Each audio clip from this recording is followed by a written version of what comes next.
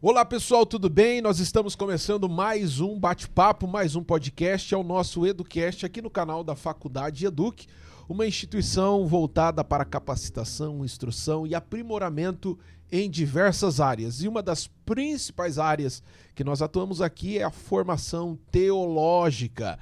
A nossa essência é uma base cristã, uma essência bíblica e cristocêntrica. E falando sobre teologia, eu quero lembrar você que está tendo acesso aqui conosco que nós temos o curso básico de teologia composto de 12 livros. Você recebe um título por mês, seja na sua casa ou no seu grupo de estudos, e estuda uma lição por semana. Durante aí 12 meses, você então receberá 12 livros e concluirá o curso básico de teologia. Terminando o básico, nós temos a modalidade nível médio em teologia, que também são mais 12 temas muito importantes para quem deseja aprender mais da palavra de Deus. Vem conhecer o nosso método.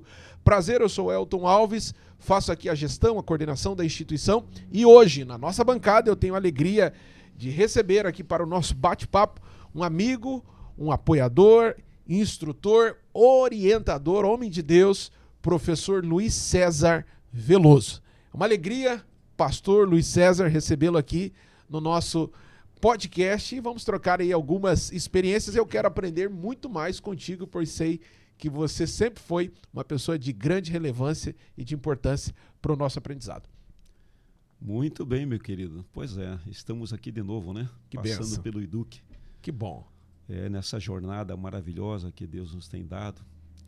Muitas coisas a gente lembra e relembra, né? Que bom. Amigos que já passaram, que Verdade. estiveram conosco, né? Pastores, ensinadores, que o Senhor já recolheu, nos dão saudade, né? Verdade. E nós lembramos dos seus ensinos.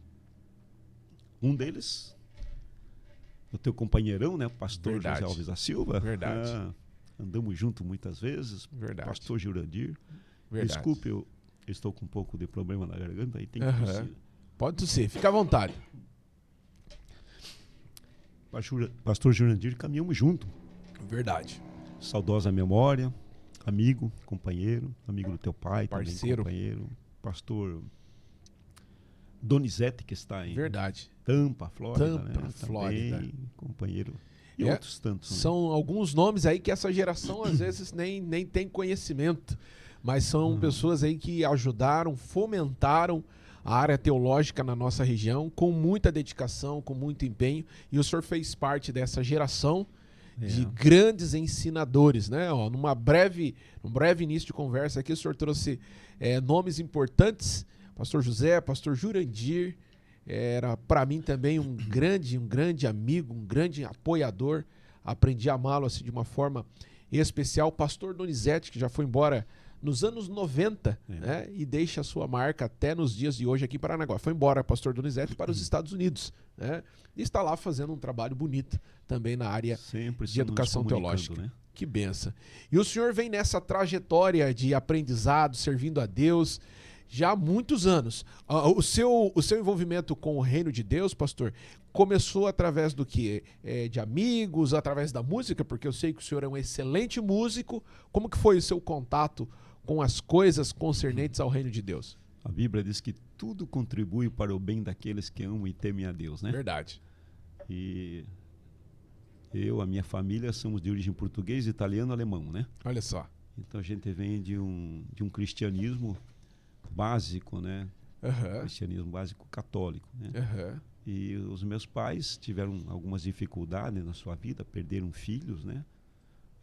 Nos anos 40, 50, a dificuldade de vida em Paranaguá era muito grande, né? Segunda Guerra, falta de alimentos, segurança, saúde, tudo precário, né? Verdade. E aí os meus pais tiveram algumas dificuldades. Eu não lembro se foi em 57, 58, que eu devia ter mais ou menos 3 anos. Meu pai sai e vai para a Assembleia de Deus ali na Manuel Pereira, no primeiro prédio, nem no atual. Não é nem... Não, foi um anterior àquele. Não é nem no antigo 29 de julho, tem outro anterior àquele. Olha só. Um prédio bem antigo, parecia uma capelinha, um castelinho, né? Olha só. E ali os irmãos foram planejando um novo templo. Olha só. E foi naquela época que eu aceitei Jesus, né? Olha só. E aí eu era criança. Aí fiquei assim, né? Criança não tem noção, né? Entendo. Mas aí veio o ano de 71. Banda Cordas de Jerusalém já tinha, acho que 6, 7 anos. O senhor tinha os seus 14 anos, por aí? Não, já tinha 16. 16? 55. 55, então 16, 17. Eu tenho história. Olha só. Faço parte da história, fiz história, Olha estou fazendo só. história. Que bênção. E interessante, né? E fiz história com vocês. E né? fez história com a gente. Bacharel em teologia com vocês, pós em docência, Verdade. história com vocês. Que bom. E é um pedaço da minha história. E é os meus 16 anos, né? Eu era cabeludo, cabelo. Olha só. Vivia no mundão assim, né? Porque a gente vem para a igreja, os pais, né? Mas a gente não tem noção das coisas. E Deus cuida da gente, porque nós Deus somos cuida. dele. Verdade. Os nossos filhos são herança do Senhor. E os filhos do meu pai também, herança do Senhor. Estão na sombra do Onipotente. E Deus cuida da sua herança. E o Senhor me conduziu com a sua proteção, né? Que bênção. Me livrando de tantos abismos, né? E eu, 16 anos, eu entreguei minha vida para o Senhor. Olha só, que No decisão. final de ano. Um ano depois eu fui ao batismo. Meu pai sempre foi músico na adolescência dele, né? Mas era músico teórico, músico na prática do violão, não tinha conhecimento da teoria musical, né? Como muitos, né? Tocam de ouvido. E é um dom. Tocar de ouvido eu acho que é o melhor até. É verdade. É melhor tocar com ouvido bom do que ser um teórico só de aparência. E não né? ter o ouvido apurado. E eu herdei esse desejo por música clássica, orquestras. Olha só. Isso foi sendo plantado, né? Na origem tudo europeu, né? Então aqui no Brasil, né? No sertão, né? No campo, mas a origem traz no sangue essas coisas. Né? E eu me interessei por música, até antes de ter aceitado. Tive como professores Josué Damasceno, olha que benção. Getro, de Falsosa Memória, Rune Lundrig. Olha.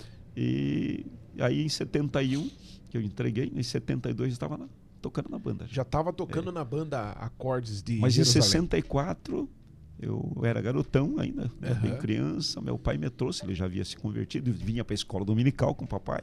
Olha que Sentava benção. com ele na escola, do ladinho dele. Naquela época não tinham classes de orientação pedagógica como hoje, né? Separando por faixas e tal. O filho ficava do ladinho do papai. Aprendendo ali. Presenciou muita coisa espiritual naquela época, né? A simplicidade dos ensinadores, com poucos recursos, pouca ciência, né? Mas ensinavam a palavra de Deus com simplicidade e humildade. E a manifestação do Espírito Santo era tremenda naquela época. Né? São fases diferentes, épocas diferentes, aonde a igreja de fato ela estava sendo enraizada para ser de fato o que ela é hoje. Às vezes são as bases, né? No que a igreja está fundamentada, é a estrutura da igreja.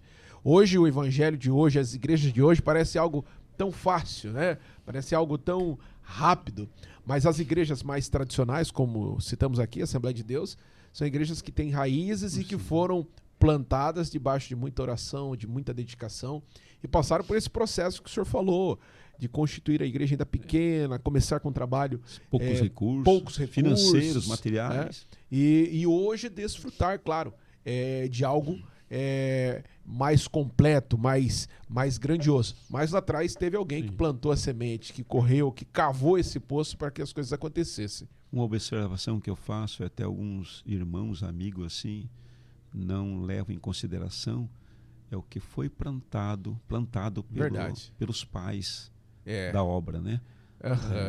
Não só a Assembleia, mas de outras igrejas. E outras igrejas. Todas as igrejas têm uma história de luta, de dificuldade, de empenho, de desbravamento, busca da direção de Deus, dos recursos, e alguém pagou o preço. Alguém pagou o preço. Alguém não podemos lançar isso no esquecimento, na desvalorização. O que nós aprendemos, não importa em que ministério estamos, a gente reconhece. O senhor me fez lembrar. Onde se alimentou, né? É verdade, o senhor me fez lembrar que no contexto secular, isso se acontece com frequência, você reconhecer, valorizar quem veio antes. Né? Se a gente vai para o contexto da vida militar, vai ter lá a honraria aos generais, aos soldados, né, que venceram algum tipo de batalha ou que foram líderes de alguns pelotões. Reconhecimento. Reconhecimento. Você vai para a área da educação, da mesma maneira. Você vai para a área da política, mesmo havendo a rivalidade partidária de um mandato para o outro, nunca se apaga a história de quem vem depois.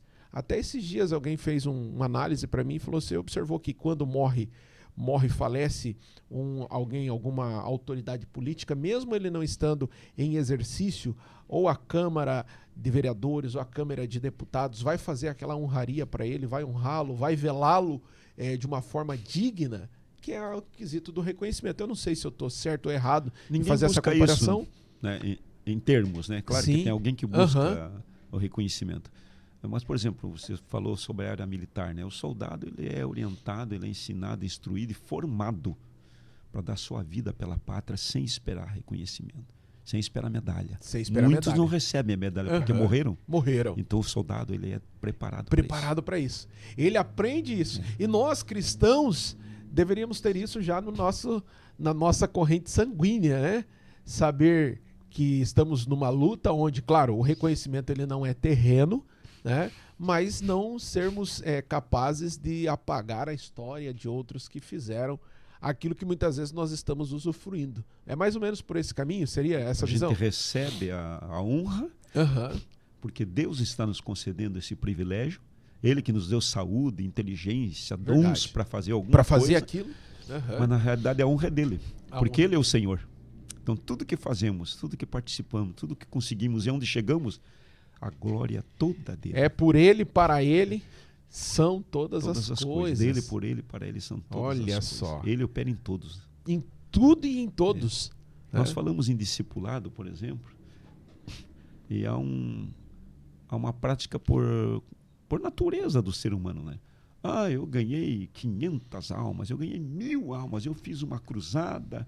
Você não ganhou. Quem ganhou foi Jesus na cruz. Ganhar é conquistar. Jesus conquistou na cruz com seu sangue. É verdade. Para nós, é dado o grande privilégio de conduzir essas almas aos pés dele. Aos pés.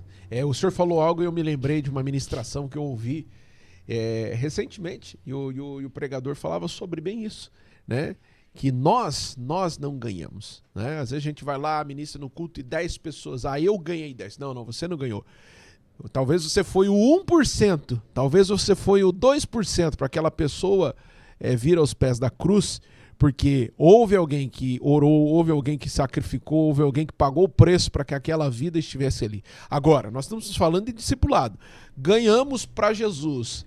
Ganhou, o que faz, pastor Luiz César? Ganhou, pronto, é jogo ganho, acabou. Qual é o próximo passo? Eu vou antecipar um pouquinho, talvez o assunto seja para frente. Mas por que não está dando certo em termos de produção, resultado, o cristianismo no mundo? O que está acontecendo no Brasil, nas cidades? Porque discipular é fazer outro igual. Olha só, discipular é fazer outro igual. Uma cópia. E por que nós não fazemos se Jesus nos deu autoridade? Ele nos deu todas as instruções, ele deu os modelos, né? Imitá-lo. Ele chamou 12, 11 continuaram. Dos 11, 10 perderam a vida, foram assassinados. Um é que teve a honra de morrer naturalmente. Verdade. Depois veio Paulo, que também perdeu a sua vida, foi tirado, né? Então você veja a orientação de Jesus que está ali em Mateus, você vê em Marcos, principalmente, Mateus e Marcos, né? Marcos, que é tido como o evangelho mais antigo, capítulo 16, Jesus fala sobre o id. Ide por todo mundo. E ele já fala em ensinar. E Mateus, a mesma coisa. Ide pregar. Pregar, na etimologia, é anunciar. É propagar. É pregar, né? Fazer conhecido. Vem de pregões antigos, né? Que você usava a voz para gritar e anunciar o produto.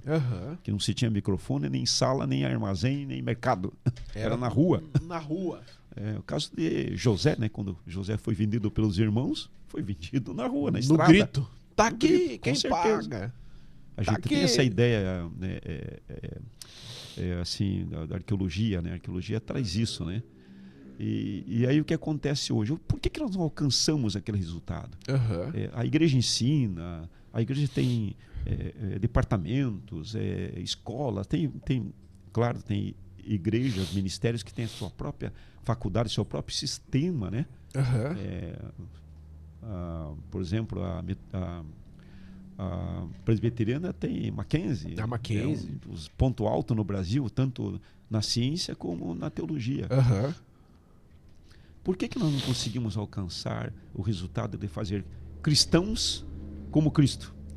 Estamos falhando em algum lugar na sua visão? Paulo disse assim: sede meus imitadores, como eu sou de Cristo. Na realidade, ele falou: imite Cristo, porque eu estou imitando ele. Eu estou buscando imitar ele. Na realidade, é isso que ele quis dizer: imitem Jesus, porque eu estou imitando ele. Então, se vocês estão olhando para mim, olhem para ele. Porque eu sou uma cópia. Glória a Deus, né? Pedro, uma cópia.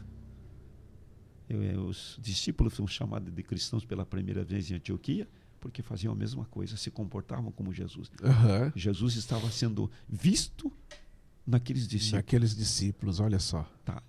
Então Jesus ficou um tempo com eles instruindo, não só na visão espiritual, mas eles viram o Mestre. João diz na sua primeira carta: nós tocamos nele, vimos a sua glória. Nós vimos a sua glória no unigênito Filho do Pai. Então hoje nós estamos em busca, infelizmente, de valorizar títulos, posições, mas não estudar.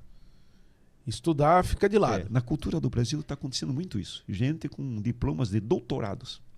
E quando abre a boca... leigos, sem conhecimento. Assustado. Ele não sabe o que devia saber. Então, eu, como pedagogo, eu vejo nos evangelhos uma pedagogia cristã, uma pedagogia do próprio Mestre. Ele tratava no geral, tratava em equipe, ou seja, ele dava palestras, ele dava aula e ele dava conselho pessoa a pessoa. O senhor me fez lembrar aqui de uma situação, esses dias eu comentava sobre isso, inclusive dando uma aula sobre um assunto teológico, e eu dizia que, até falei, qual que era a profissão de Jesus, né? Era até para uns jovens essa aula. E daí, Jesus era carpinteiro. Eu falei, não, Jesus, isso era uma das profissões. Né? Jesus era um exímio professor. Ele era um verdadeiro maestro. Né? Que no espanhol, mestre é maestro. Ele realmente era um maestro. Eu falei, ele era um exímio professor. Entendeu? Talvez nos dias de hoje seria o maior ensinador. O homem fosse aqui nos nossos dias atuais presente a maior sumidade de conhecimento. Né? Desde os seus 12 anos, desde a sua infância, ensinando nas sinagogas, em todos os momentos os seus ensinamentos são perfeitos, né? E válidos até os dias de hoje na nossa vida. Né? Então, o senhor como pedagogo, como formado na área de licenciatura, língua portuguesa, história e tantas outras áreas, agora está terminando mais uma formação. Sociologia. Terminei em agosto. Olha só, rapaz. Depois dos 50, o senhor resolveu fazer mais uma. Na realidade, não dá para parar, né? Não dá para parar. Depois de aposentado, eu estou terminando a terceira graduação. Após uma complementação. Meu Deus, é bagagem de sobra.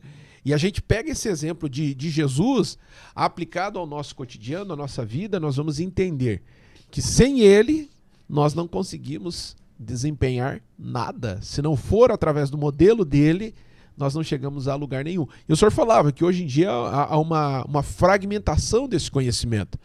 Né? Doutores que não têm capacidade de cumprir o seu papel como doutores. Por quê? Porque é um ensino fraco, um ensino desqualificado. Falamos muito na área acadêmica em os teóricos. Segundo os teóricos, o que nós entendemos por teóricos? Com os teóricos. Alguém que não tem a prática. Só tem a teoria. Agora, você já viu um engenheiro teórico? Não existe. Um eletricista teórico. Um mecânico teórico. É ao contrário, né? Um médico teórico. Ele tem a prática. Você pode ser um bacharel em direito teórico, mas você não pode ser um advogado teórico. Não pode ser um advogado teórico. Não tem como. Você tem que ir para a prática. Tem que ir para a prática. E tem que ter a OAB. Cristão não existe cristão teórico. Porque todo cristão verdadeiro, ele nasceu de novo. Ele já tem uma prática. E isso daí tem a ver com essa questão do aprendizado, do ensino, do acompanhamento. Até porque hoje, nos dias atuais, Tem muita gente se passando por cristão, mas nem na igreja participa, né? Que são os desigrejados. Não, eu sigo Sabe como é que eu chamo de desigrejado? Destemplado. Destemplados. Os destelhados, os destemplados. Porque é templo, né? E infelizmente, por força da semântica, nós mudamos os nomes da sua origem. A igreja, eclésia ou eclésia do grego, é assembleia, reunião, né? Para tratar de assuntos políticos da cidade e etc., né? E no tempo de Jesus se aplicou, na escrita do Novo Testamento, a eclésia como tirados para fora. Mas esse tirado para fora não é a etimologia. É a aplicação daquela época para cá, né? 2000 anos. Mas até então era assembleia, reunião, grupo de conclusão, se debatiam assuntos, né? E envolvia o povo, envolvia autoridades. Quando nós estudamos as polis, né? As cidades onde vem a política, a gente vê a eclésia sendo aplicada. Mas Jesus usou isso para falar da sua igreja. Né? No momento, a gente vê se passar para o público assim: olha, venha para a igreja. Meus irmãos, você tem que vir para a igreja. Mãe, pai, eu estou indo para a igreja. Qual igreja? Qual igreja? Aí nós apresentamos o nome de uma instituição, que não é igreja. Que não é igreja. Nós apresentamos uma organização. A igreja também ela é uma organização terrena. Né? Mas a igreja espiritual, o corpo de Cristo, ela não é só uma organização, ela é um corpo vivo. Verdade. E só existe um corpo de Cristo. Há uma diferença entre organização e organismo. O cristianismo do século XIX para cá supervalorizou a instituição. E começamos a usar a instituição como se ela fosse a igreja, dando uma autoridade para ela que ela não tem. Olha aí. A autoridade dada à igreja é uma autoridade dada espiritual no nome de Jesus. Então, cada crente convertido fiel, aonde ele for, ele usa o nome de Jesus para curar, para pregar, para ensinar, para levar as pessoas a uma mudança de vida. Ele vai usar o nome de Jesus.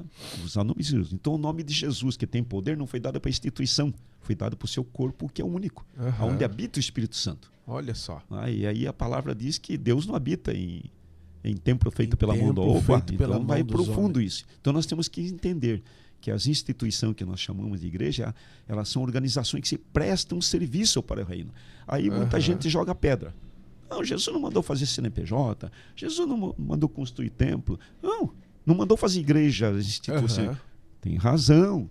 Mas nós não estamos no primeiro século do cristianismo, estamos no século XXI.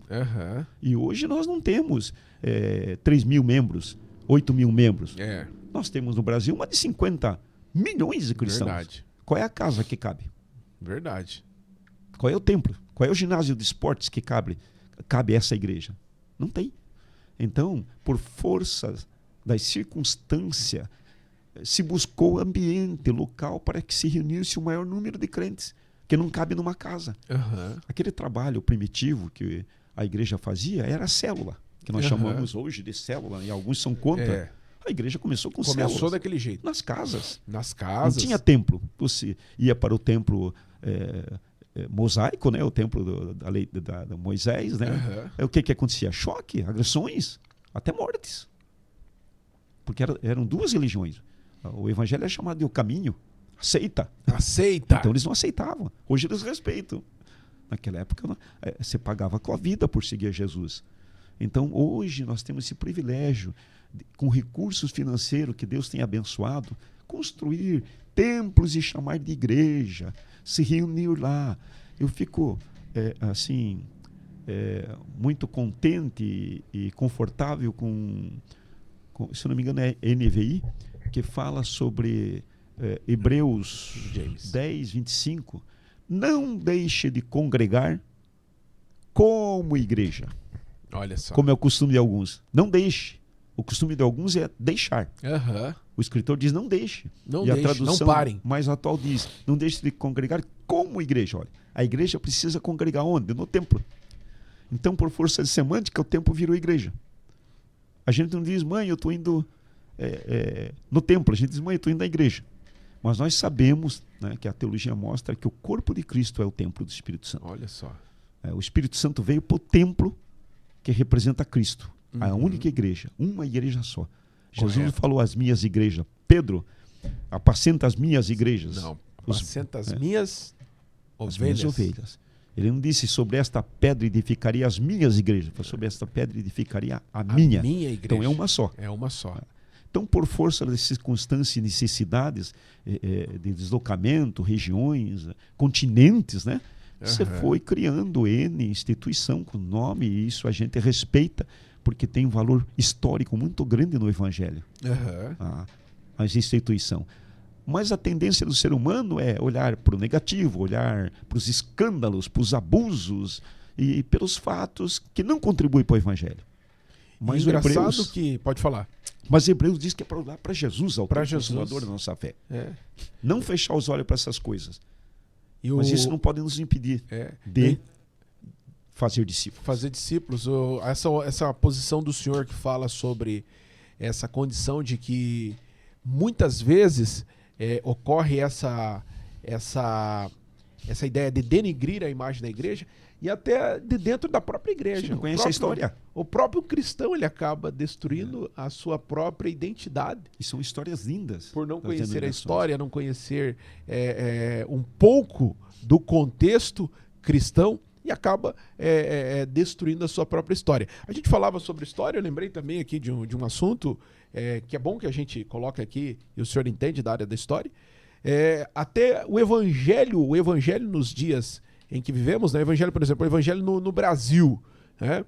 Às vezes a gente olha para a Magna, a igreja, a Assembleia de Deus, e acha que quem não conhece acha é a única, é a primeira, não. Né? Muitas e muitas igrejas evangélicas chegaram bem antes que a Assembleia de Deus no Brasil e fizeram um trabalho excepcional, metodista, congregacional, batistas, e entre outras igrejas que chegaram aí anos e anos. Eu tive um tempo atrás, estive num determinado país aqui da nossa região, e agora eu estou tentando lembrar o nome da igreja, rapaz. E eu me lembro que eu visitei uma igreja cristã. Chegou nos anos 700, ali no país do Chile, tá? E daí eu pesquisei na internet, eles já tinham naquela época extensão no Brasil, 1700 e pouco. Eu fiquei pensando, falei, rapaz, tantas igrejas evangélicas que chegaram antes da gente, Assembleia, né? Antes da Assembleia de Deus, né? O senhor foi muito tempo da Assembleia de Deus, hoje coopera no Ministério Coimão e faz um trabalho excepcional, né? E que a gente sabe que chegaram muitas igrejas que fizeram um trabalho de evangelização no país, discipulando, ganhando, levando Cristo porta a porta. Fazendo discípulos. Eu, inclusive, vou aproveitar esse podcast aqui, em público, né? Dizer o seguinte, que a minha saída do Ministério Assembleia de Deus foi uma ação de Deus. Eu nunca planejei, eu nunca pensei, nunca me organizei para sair da Assembleia de Deus. Olha aí. Fui criado praticamente na Assembleia de Deus. Meus amigos, meus irmãos, meus pais na fé. Tudo na Assembleia. Mas é assim, Daniel Berger e Gunnar Wigner nasceram assembleanos. É verdade. Mas Deus os levou para isso. A abrir a Assembleia. E da Assembleia saiu quantos ministérios que a gente conhece? Inúmeros. Nós temos que dar glória a Deus por ser celeiro. E eu até costumo dizer, quando a gente vê igrejas sendo abertas, glória a Deus por mais uma igreja, por mais uma porta de salvação. Sim. Né? O propósito de Deus é justamente salvar as almas, alcançá-las. Salvar as almas. Louva a Deus por igreja, não, ainda bem que é uma igreja. Imagina se fosse um bar. Glória a Deus. Imagina se fosse uma boate. Glória a Deus que é mais uma igreja. É mais vidas sendo alcançadas. Tem prédios que hoje são usados por denominações, instituições que nós chamamos de igreja, que o dono criou, construiu aquilo para alugar para alguém que ali colocasse uma igreja. Olha aí. Personalizado. Ele não fez para outra coisa. Não, aqui eu fiz para pôr igreja aqui. Olha só. Quem que faz isso? Deus. O Espírito Santo. Usa as pessoas certas. E nós não entendemos. Por exemplo, eu vim de um cristianismo católico. E fui católico. Pratiquei, meu pai, minha mãe, íamos nas missas. Eu fiz primeira comunhão no Rocio, né? Tive padrinhos, e isso faz parte da minha história. Mas depois, quando a gente vai estudar teologia e a gente olha para o meio cristão, nós desvalorizamos as coisas, as pessoas e olhamos só o lado negativo. Uhum. Mas com Martinho Lutero, 1547, Martinho Lutero era católico. Católico, sim. É. E que Deus protestante atrás dele? Não tinha nenhum. Não tinha. Ele é o início, é o né? pai. Mas e o evangelho foi transmitido para o mundo através de quem? Senão a Igreja Católica Apostólica Romana. Mas aí a gente vai acusar erros doutrinários, interpretações nada teológicas, né? Colocação de santos para serem cultuados, etc.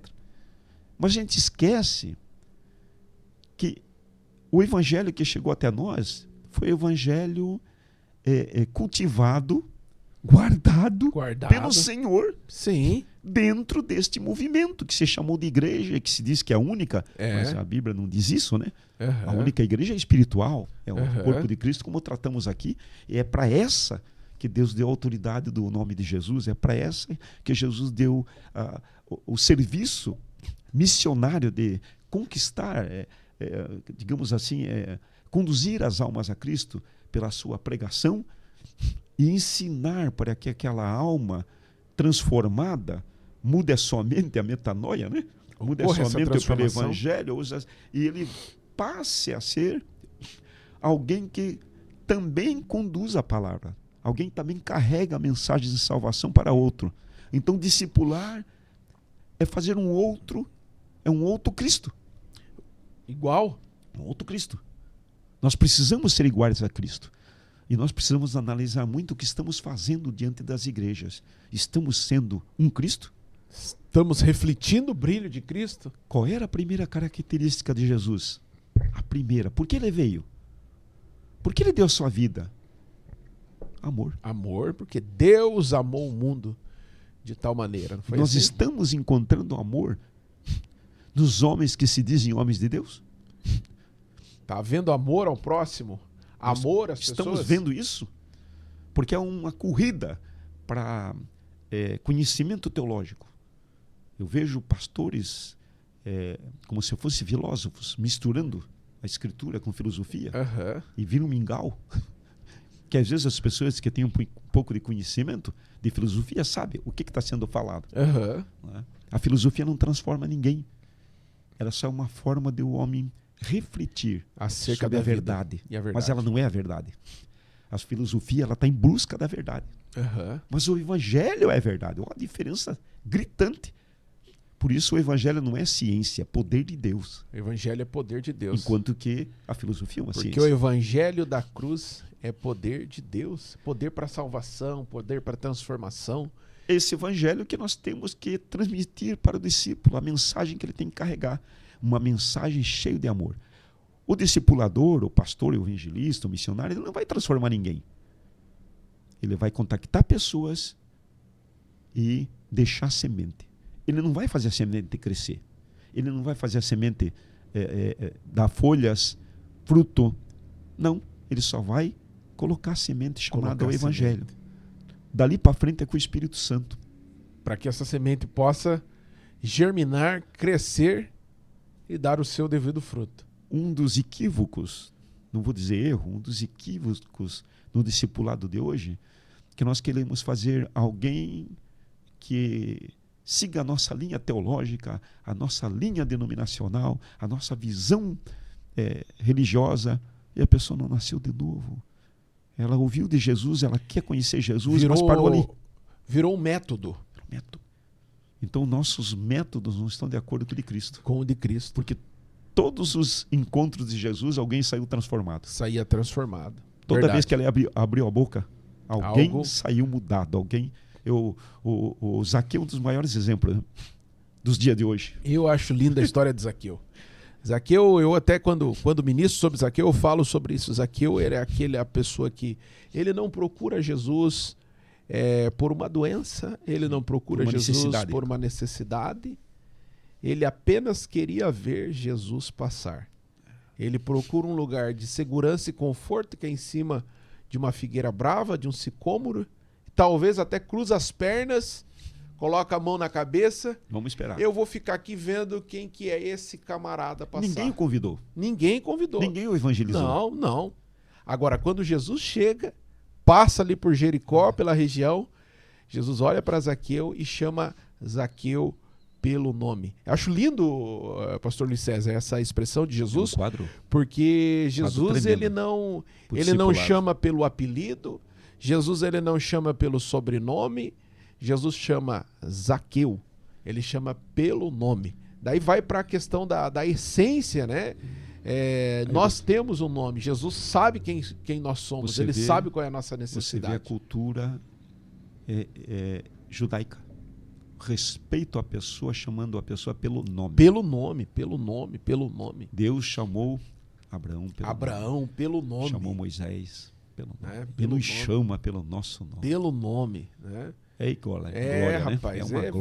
Vale um glória aí. Sentimos a glória de Deus. Porque a partir do momento que a gente passa por esse processo de sermos chamados pelo nome e Deus cumpre na nossa vida o querer dele, nós também haveremos de receber um novo nome, né? Voltando ao discipulado, então, né? O discipulador, ele precisa ter sido discipulado por alguém que Jesus discipulou. Tem que ser uma sequência. Ou seja, a forma deve ser a mesma. Olha aí. Só tem uma forma, é ele. Olha só. Paulo diz em Efésios, para que todos cheguemos à estatura do varão perfeito. Do varão perfeito. Precisamos entrar pela forma. Se não passar por essa forma, não tem como. Não tem outro, só tem o Jesus. Pode ser um processo doloroso, mas tem que passar. Ele nos amou. Então nós temos que discipular almas, amando elas. Com muito amor. Amor sacrificial. Largando tudo para ir lá discipular aquela. Uma entrega. Seja no templo, ou seja numa residência.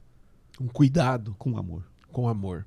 O senhor falava sobre amor. E hoje, gente, nós estamos aqui entrevistando nosso amigo, pastor Luiz César Veloso. Faz um trabalho muito lindo na área do ensino bíblico. Nos ajudou muito tempo aqui na escola teológica.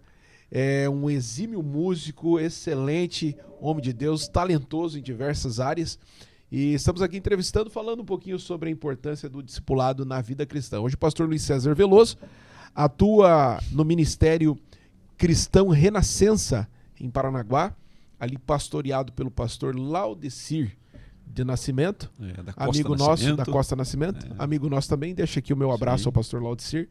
Tivemos a alegria já de caminhar um bom tempo junto no mesmo ministério. E falávamos aqui, continuamos falando sobre a importância do discipulado na vida cristã. E falando sobre o amor às pessoas, o amor ao próximo, já partindo aqui já para os caminhos finais dessa nossa conversa, e a gente vai ter que marcar mais um bate-papo aí em breve sobre outros assuntos. Será um prazer. Mas falando sobre amor, hoje, nos dias atuais, né? Vamos pegar aquela referência bíblica que nos fala que o amor de muitos se esfriaria. Será que essa visão que nós colocamos aqui, essa falta às vezes de preocupação com a história, com o legado, com o passado, com quem escreveu uma história, será que não é falta de amor também? E daí vem aquele tal do amor próprio, eu sou, eu faço, eu tenho, tá na minha mão, é do meu jeito, tá no meu comando. Será que não está havendo aí uma mistura sobre o conceito de sermos servo e discipulador? Porque há uma grande responsabilidade entre ser servo e discipulador. Qual que é a sua visão acerca disso, pastor? Então, o discipulado, ele não é temporário, limitado a semanas, dias, meses. Existe o discipulado na igreja, na instituição, para batizar os novos convertidos, até os nossos filhos, né? E a igreja, ela precisa viver um discipulado cristão. Muitos crentes já perderam o tempo, a história, sumiu. As suas experiências não contam mais, não dão testemunho. Eles simplesmente se dirigem à igreja como se fosse uma tradição, participar de um culto em determinado dia, e ele fez a obrigação dele. Assim era na igreja onde que eu participei na minha adolescência, na minha infância e adolescência. Eu via muita gente, eu já fui, já cumpri minha obrigação. Ia de manhã, né, cedo, 30, 40 minutos, 1 hora, e ia embora, eu já cumpri. Agora eu vou fazer o que eu quero, aí ia fazer, às vezes, bobagem, né? Então, o discipulado cristão, ele é permanente. Por quê? Contínuo também. Porque nós precisamos viver em oração e consulta das Escrituras. 31.173 versículos, se não me engano, ninguém consegue guardar. Mesmo que guarde no seu coração. Então nós temos que estar em contato com a Escritura. Lendo, vendo, ouvindo, falando. Inclusive a pedagogia mostra que tudo que nós ouvimos, lemos, é um percentual baixo que a gente perde com o tempo. Mas a prática não. A gente guarda 100%. Né? O músico, por exemplo, ele pode ficar 30 anos sem tocar. Dá um tuba para ele se ele tocava tuba. Ele vai cuspir um pouco, mas vai sair nota e ele vai tocar. Chama-se a embocadura que ele não tem. Mas daqui a pouco, uns 3, 4 meses, ele está tocando lindão. Mas no primeiro contato ele toca um saxofone, um clarinete, um trompete, mesmo sem embocadura. Porque existem técnicas que você não perde, está na natureza. Mas o discipulado, o que acontece hoje, que nós estamos preocupados com números, estamos preocupados com o evangelho show. Eu sou estrela. Lançamos até moda para palco, não é púlpito. Palco. Hoje é palco. Hoje é palco. Eu tenho compromisso com púlpito. Púlpito cristão, púlpito da palavra. Estamos deixando a palavra de Deus de lado e colocando modismos, coisas que a Escritura reprova. E nós estamos colocando e achando que está tudo certo. Misturando práticas mundanas com práticas cristãs. Santo com sagrado? Não. Santo é o Senhor. Nem tudo que dizemos que é sagrado é santo. Porque quem santifica alguma coisa é aquele que é santo. E santo é só Deus. Então nada é santificado se não for com a presença de Deus. Nós somos santos porque o Espírito Santo está em nós. E esse modismo que tem que ser, na sua opinião, esse modismo que vem entrando... Ele é abrangente. Ele é abrangente. Né? E ele tem várias ramificações. O senhor acabou de falar do show. Sim, entrou na área do louvor, da adoração. Daí eu falava esses dias também sobre isso aqui, até num dos podcasts, tem uma mistura que estão fazendo, trazendo as culturas africanas, nada contra algumas religiões, mas trazendo para o contexto igreja, que a igreja parece ser um outro ambiente, menos igreja. Sim. Né? Uma mistura que a gente acaba ficando assim, tipo assim, aonde é que isso vai parar? O discipulado bíblico, transmitido e praticado por um verdadeiro servo de Deus, vai plantar no coração do discípulo, além do amor, o temor, a presença de Deus. Veja bem, não é a Deus, a presença de Deus. Porque é um comportamento cristão hoje, não posso generalizar em nada do que eu estou falando, não podemos generalizar em nada. Existem muitos servos de Deus, fiéis, abençoados. Eu estou falando daquilo que diminui, que denigra, que atrapalha e que não dá o resultado que gostaríamos de ter. Por isso que você perguntou sobre o discipulado, o que tem de errado? A falta de inculcar, colocar na cabeça do crente o temor a Deus. Hoje está se fazendo as coisas como se Deus estivesse muito longe. E Deus ele não vai aparecer, ele Deus não vai vir aqui e tal. E vai dar tudo certo, nós vamos fazer do nosso jeito. Deus é onipresente. Pega Deus, deixa no cantinho ali e a gente faz acontecer do nosso jeito aqui. Vamos nos reunir numa sala e vamos tratar de algum companheiro nosso, fazer alguma coisa com ele, ou absorvê-lo, ou vamos excluí-lo, ou vamos dar um gelo para ele. Deus está perto com ele. Deus está junto, o Espírito Santo está nosso. O que vocês vão fazer com o meu servo? Vamos ficar quietinho aqui, ninguém vai ouvir. Mas Deus está ali, Deus está vendo. Aí a Escritura, se não me engano, Pedro que diz assim, fale cada um com o seu companheiro a verdade. Então, ser discípulo cristão é andar, viver e falar a verdade. Falar a verdade. Isso que a gente tem tá que tomar culto. Temor, verdade, a gente tem que tomar muito cuidado com isso. Até porque hoje em dia as informações elas vazam, né? E às vezes você pode falar, expor alguém, né? E essa informação ela não vai ficar tão oculta assim. Nem pode. Nem pode. Porque a vida cristã é uma vida na luz. Nós temos que andar na luz como ele na luz está. Na luz está. Nós temos que andar na luz. O que é luz? Verdade. Quando a Bíblia fala da luz, está falando das coisas verdadeiras. Quando a luz chega, tudo é esclarecido. Tudo esclarecido. Tudo é esclarecido. Então, o que está oculto vem a verdade. A igreja precisa ser aberta. A igreja que eu digo, o Igreja corpo de Cristo. O corpo de Cristo. Ela precisa viver uma vida cristã de discipulado. Por quê? Porque se ela andar na verdade, o seu discípulo vai andar na verdade. Os seus discípulos. Todos que se convertem a Cristo vão estar naquele caminho. Eu lembro que quando eu me converti, ninguém mandou eu cortar cabelo. E eu era cabeludo. Foi lá e sentiu. Eu olhei, eu falei, eu vi a rapaziada, assim, a meninada de 16, 17 anos, 15, né? Vou lembrar até do irmão aqui muito querido, o Jorge Nascimento. Parecia um militarzinho, porque ele era um garotão também, acho que devia ter 18 anos, bem cortadinho. Quadradinho, certinho. Então a gente olhava para o outro e ia procurar andar como o outro andava. Sim. Porque de onde eu vim eram costumes, roupas, tudo diferente, né? E essas coisas foram mudando pela percepção. Sim. Então alguém foi modelo. Nova criatura. Alguns, né? Passou a ser uma nova criatura em Cristo Jesus. A gente está falando hoje aqui, pessoal, sobre o conceito de discipulado, a importância de uma vida cristã. Trazendo aqui exemplos, conversando com o professor Luiz César Veloso, falando de práticas que são indispensáveis para que aquele que tem acesso ao reino de Deus, às coisas de Deus, ele possa de fato ter uma vida de excelência, uma vida cristã. É sempre bom receber aqui em nossa bancada pessoas inteligentes, sábias, conhecedoras da palavra de Deus. E hoje eu recebo aqui o professor Luiz César Veloso, grande amigo de longas datas, nos ajudou e tem nos ajudado muito em várias e várias áreas. Tenho a alegria de fazer parte da vida e da caminhada do pastor Luiz César Veloso desde quando eu era criança.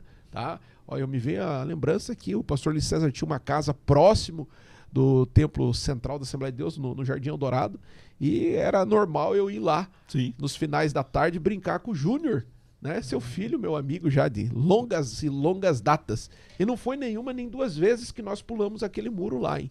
Tá? Tá? E pulava para lá e pulava para cá. E são questões que marcam. É uma família abençoada, pastor Luiz César, sua esposa, irmã Margarete, seus filhos, o Júnior, a Isabel e a... Ô, Jesus, fugiu o nome da tua outra filha. A Juliane, Jesus. A Juliane é a do meio. E que fazem um trabalho maravilhoso. São pessoas inteligentes, estudadas, que amam a palavra de Deus. Professor, nós vamos partindo para o final aqui do nosso bate-papo, tá? Quando o senhor chegou aqui, eu vi que o senhor estava com uma lição ali, falando sobre o trabalho que vocês fazem o comportamento do crente, os princípios bíblicos da ética cristã. É discipulado. Tá? Vocês fazem ali todas as terças-feiras, tá? E quero parabenizá-los por fazerem esse trabalho de instrução bíblica ali a esses irmãos. O senhor gostaria que o senhor deixasse para nós uma dica, uma sugestão para quem está tendo essa inicialização à fé, conhecendo mais de Deus e que precisa desse acompanhamento. Talvez alguns que até conheceram a Cristo não tenham uma igreja ainda definida para congregar, o senhor tem liberdade para fazer aí a sua apresentação, falar do projeto de vocês, e o nosso desejo é que Deus continue abençoando. Olha, te agradeço já de antemão pelo convite. É um prazer estar contigo, né? Prazer Nós é nosso. trocamos tantas figurinhas, né? Demais. E você foi numa delas e terminou. Graças a Amém. Deus. Parabéns. Amém. Então eu já estou no lucro. Amém. Então, Ministério Cristão Renascença, MCR, ali na Vila Guarani.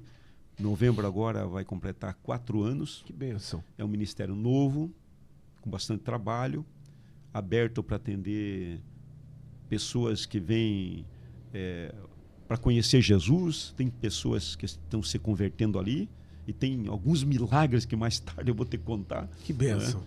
Que pessoas que nunca imaginaríamos que iriam se converter a Cristo, se converteram ali.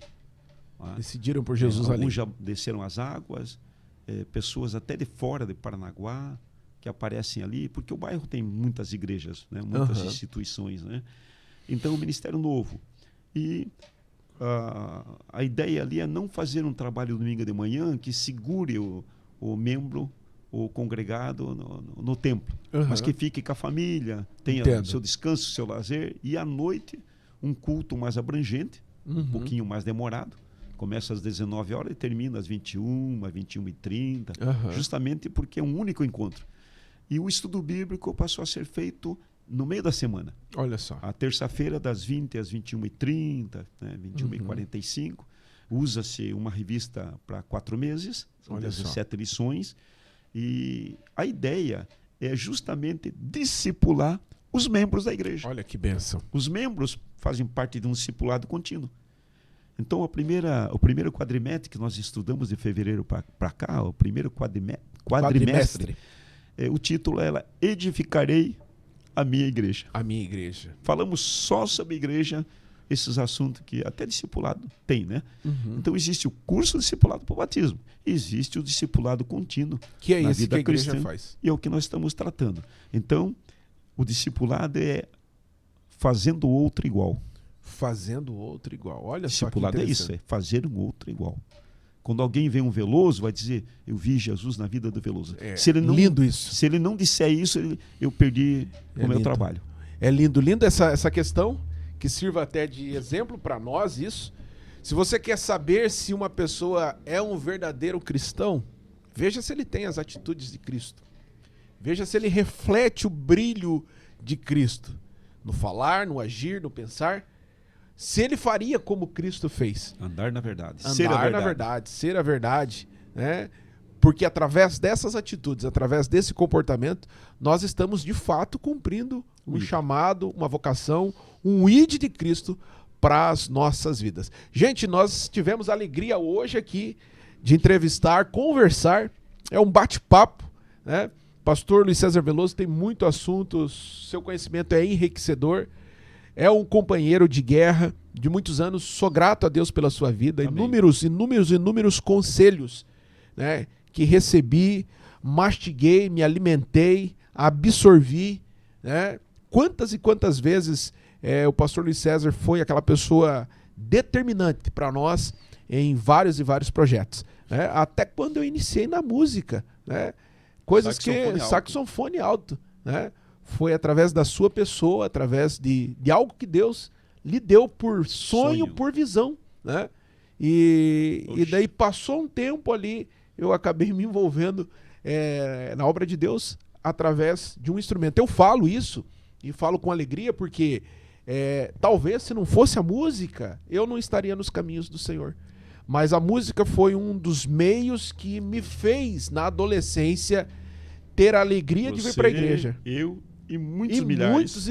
Muitos. Foi né? O método do Senhor nos O método, porque você tinha que sacrificar o teu domingo. Ah, vamos fazer... Não, eu não posso domingo, eu não posso porque eu tenho que estar lá no ensaio da banda. Ah, eu tenho que estar lá na igreja.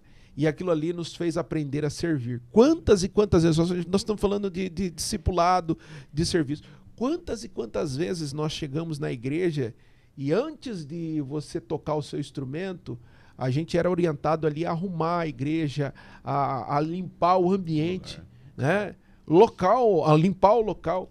E aquilo era Deus nos dando a capacidade de aprender a servir. Essa semana mesmo eu coloquei uma frase nas redes sociais, que servir é uma tarefa tão simples, mas tão gratificante quando feita de coração. Né? Então que nós possamos aprender essa base indispensável. Quando nós aprendemos a servir, nós somos discípulos e discipuladores. E acima de tudo, a bênção de Deus estará sobre a nossa vida. Eu quero aqui agradecer mais uma vez ao professor Luiz César Veloso. Quero voltar a palavra para o senhor deixar a sua palavra final de agradecimento. E nós vamos encerrando mais um bate-papo na nossa sequência. Pois sim. Não esquecendo que precisamos discipular a nossa família, incluindo nossos filhos. Meu filho, meu discípulo, tem até um livro com esse nome. Olha que legal. Precisamos discipular não no sentido de um curso, mas no sentido de vida, porque o cristianismo é uma filosofia de vida. Não é uma ideia, não é só um pensamento, um sistema religioso. É viver Cristo. Então nós precisamos pensar em discipular continuamente com exemplos, com amor, com carinho, com respeito. Uma das coisas muito importantes no meio cristão é o respeito pelo outro. Pelo próximo. Jesus disse assim, Amarás ao teu próximo como a ti mesmo. Como a ti mesmo. O Novo Testamento tem alguém que registrou assim, para você ter o teu próximo como superior a você. Olha só. É Bíblia, é Novo Testamento, cristianismo. Então, se eu tenho o meu próximo como superior a mim, eu não vou dar prejuízo para ele, não vou ofendê-lo, não vou tratá-lo mal, não vou enganá-lo, não vou corrompê-lo, não vou me aproveitar dele. Pelo contrário, eu é que vou me ceder. Olha só. Servir é ceder. Ceder. É se doar. Verdade. Eu não vou querer que os outros se doem. E uma parte hoje do evangelho, né, está se comportando assim. Está sugando o próximo, mas não está dando nada para o próximo. E quando dá, ainda cobra. Isso não é evangelho. Isso é sistema político, filosófico, financeiro, econômico. Menos cristianismo. Menos cristianismo. Cristianismo é se doar ao outro como Jesus se doou. Olha só. Que palavra linda, bonita, direcionada ao professor Luiz César. Vou deixando aqui meu agradecimento a Deus pela sua vida, pela sua forma brilhante de falar, explicar. E a gente fica aqui maravilhado com tudo quanto Deus tem feito e continuará fazendo através da sua vida, sua casa, sua família, ministério no qual o senhor serve. Que Deus continue abençoando. Toda a equipe lá do Ministério Cristão Renascença, pessoas amigas que nós temos ali, que a gente sabe que tem feito um trabalho brilhante. Eu não posso deixar de encerrar aqui, ó, deixar uns brindes para o senhor aqui, tá? Então nós temos aqui, ó, 3 temáticas aqui, 3 livros: a educação cidadã, a administração de pessoas, tá? Até os elementos da contabilidade, porque eu sei que o senhor é especialista nessa área. E a nossa caneca de sempre aqui, para o senhor ter lá no seu escritório, ter na sua estante lá, e lembrar sempre da gente. Nós estaremos lembrando de ti, pedindo para que Deus vos abençoe. Gente, nós vamos encerrando por aqui. Fica aqui o nosso pedido para que você compartilhe com mais 1,5 milhão de pessoas. Nós queremos alcançar o mundo com o nosso canal aqui, desejando que Deus abençoe a sua vida. Sempre é um prazer tê-los aqui conosco. Sucesso, até a próxima, fica na bênção.